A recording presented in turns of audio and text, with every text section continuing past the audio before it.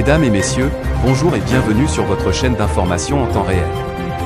L'actualité en Afrique et dans le monde en continu. Vous informer est notre mission alors, si vous êtes nouveau, abonnez-vous et activez aussi la cloche de notification pour ne plus rien manquer. Cela étant fait, c'est parti. Eh bien les amis, les images que nous utilisons sont à titre illustratoire. Alors nous vous invitons à être courtois et polis au niveau de vos commentaires sous peine de ne pas les voir supprimés. Merci.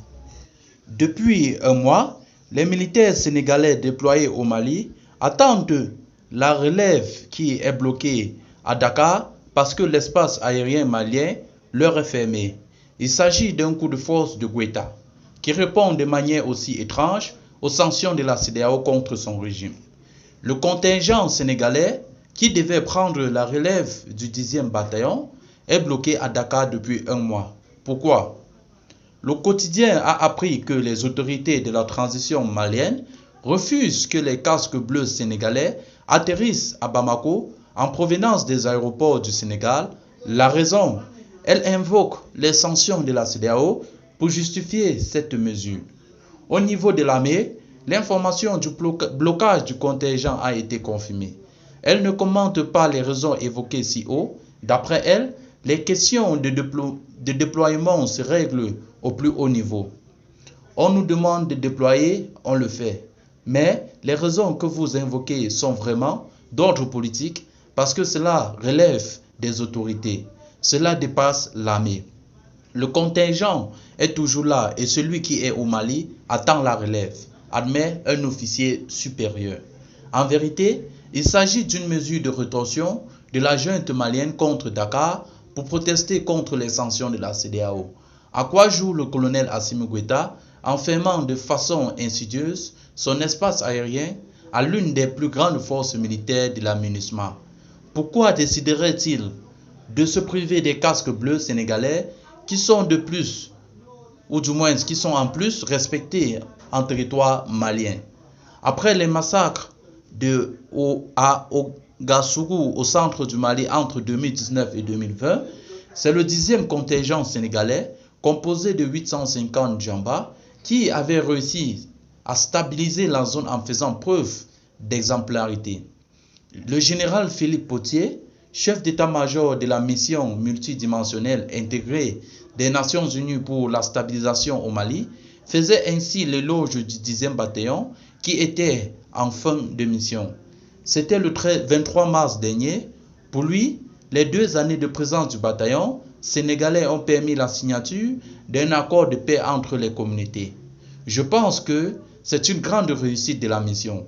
C'est l'exemple même de ce que la MINUSMA peut apporter au Mali dans la réconciliation entre les communautés, avait déclaré J. Philippe Pottier. Il avait salué l'engagement du Sénégal au service de la paix et apprécié le comportement des casques bleus sénégalais, extrêmement courageux, qui n'hésitent pas à prendre les risques pour la protection des populations. Après ces éloges à l'endroit des hommes du colonel Théodore Andrian Sarr, commandant du 10e détachement déployé au Mali, le colonel Mathieu Diogoye Sen et ses troupes du 11e bataillon devaient prendre la relève pour poursuivre le chemin tracé par des milliers de djambas qui fréquentent les missions onusiennes depuis plusieurs décennies. Nous sommes prêts pour rejoindre le terrain. Les unités sénégalaises sont des unités qui sont aguerries. Aujourd'hui, quelle que soit la durée d'attente, le bataillon est prêt à exécuter la mission dans le théâtre malien, avait assuré le colonel Sen. Aujourd'hui, tout a changé au Mali. L'armée française et les forces spéciales européennes ont levé les camps, après quasiment 10 ans de mission.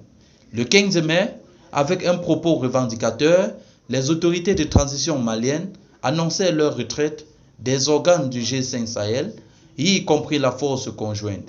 Mise en place en 2014 puis lancée en 2017 par le Mali et le Burkina Faso, la Mauritanie, le Tchad et le Niger, alors que le taux des djihadistes se resserrait autour de ces États, le G5 est composé d'environ 5000 militaires. Il y a aussi la montée des nationalistes qui voient d'un mauvais œil la présence de militaires étrangers sur leur territoire. Ce sentiment semble être alimenté par la junte, frappée durement par son refus d'organiser la transition dans les délais requis, est-ce que tous les autres pays membres de l'organisation sous-régionale, contributeurs à la MINUSMA, seront-ils logés à la même enseigne? Il y a le Bénin, la Côte d'Ivoire, le Ghana et le Nigeria. Cette décision qui frappe le contingent sénégalais montre la volonté clairement affichée de la junte de confier les clés de son écosystème sécuritaire aux paramilitaires de Wagner. Son déploiement au Mali a stupéfait la communauté internationale. Dès fin mars, ils ont été accusés, ainsi que les FAMA, d'avoir commis des exactions sur des civils à Moura, situés dans le centre du Mali, qui est plongé depuis 2012 dans une crise sécuritaire profonde. Signé Sako. Eh bien les amis, c'est ici que s'achève cette note d'information. Alors, nous vous implorons de vous abonner à la page et surtout d'activer la petite cloche de notification qui vous permettra de lire nos prochaines vidéos.